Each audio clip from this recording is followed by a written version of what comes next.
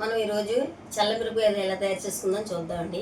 అందరికి తెలుసులేండి, అయినా నేను కూడా చేస్తున్నానని మీకు చూపిద్దామని ఎలా చేస్తానని. ఎవరైనా ఒకలా చేస్తారు. ఎండలు వచ్చేసాయి కదండి, ఎండాకాలంలో బాగా ఆరుతాయండి మనం నానబెట్టి చేస్తే. సరే చూద్దామండి. కేజీ మిరపకాయలు తీసుకున్నానండి, నేను చూపిస్తాను. ఇవి నిలువున ఇలా కట్ చేసుకోవాలండి, అంతే. కట్ చేసుకొని అన్నీ ఇలా ఘాట్లు పెట్టుకొని మజ్జిగేసి నానబెట్టాలండి. 2 రోజులు నానబెట్టిన తర్వాత 3వ రోజు ఆరబెట్టాలండి. ఆ తర్వాత అది అలా ఆరుతున్న తర్వాత మళ్ళీ తీసి మనకి మళ్ళీ మిగులుతుంది కదండి మజ్జిగ, అందులో మళ్ళీ ఆరినవన్నీ వేస్తుంటారండి. ఆ మజ్జిగ ఎన్ని రోజులు ఉంటే 2 రోజులు కూడా మనం వేస్తే చాలా రుచిగా ఉంటాయండి. ఆ పారీకుండా మజ్జిగ అదంతా మొత్తం పీల్చుకునే వరకు ఉంచాలండి. అంతా పీల్చిన తర్వాత చాలా టేస్ట్ వస్తాయండి. అసలు వేయిస్తుంటే మంచి నేతిలో వేయించినట్టు వాసన రావాలండి మిరపకాయలు.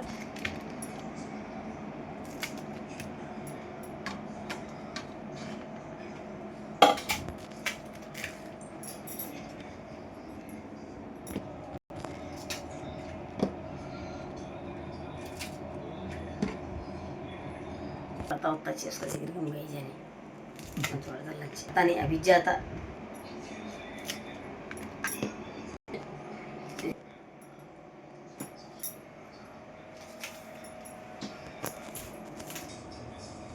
కొద్దిగా పసుపు వేసుకోవాలండి కట్ చేసిన తర్వాత.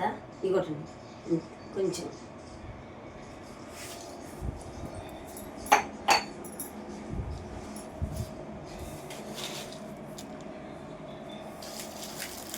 ఉప్పు మట్టి వేసుకోవాలండి ముఖ్యంగా దీనికి.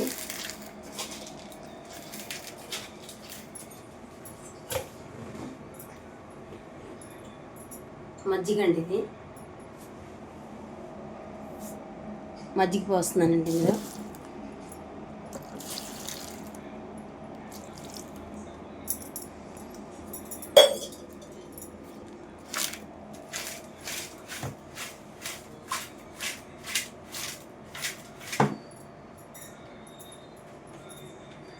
చూసారా, ఇవి 2 రోజులు నానబెట్టాలండి. నానబెట్టిన తర్వాత 3వ రోజు మనం ఎండలో ఆరబెట్టుకోవాలండి.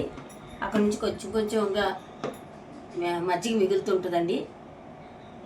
ఈ ఆరిని మళ్ళీ సాయంత్రం మనం ఎండలో నుంచి తీసి ఇందులో కలుపుకోవాలండి. మనం ఆ మజ్జిగ పీల్చినంత వరకు రోజు మనం అవి కలుపుకొని ఆరబెట్టుకుంటే అప్పుడు రుచిగా ఉంటాయండి. మజ్జిగ పారేయొద్దండి.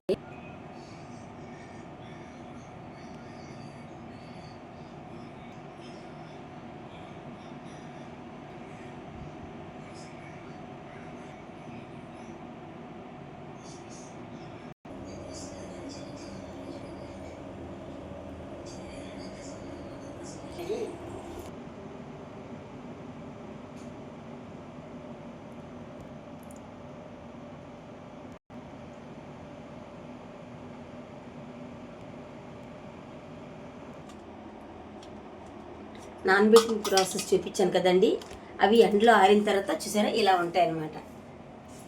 ఇలాగే ఉంటాయండి, ఎవరు ఆరేసినా ఇలాగే ఉంటాయి. ఇలా ఉంటాయండి.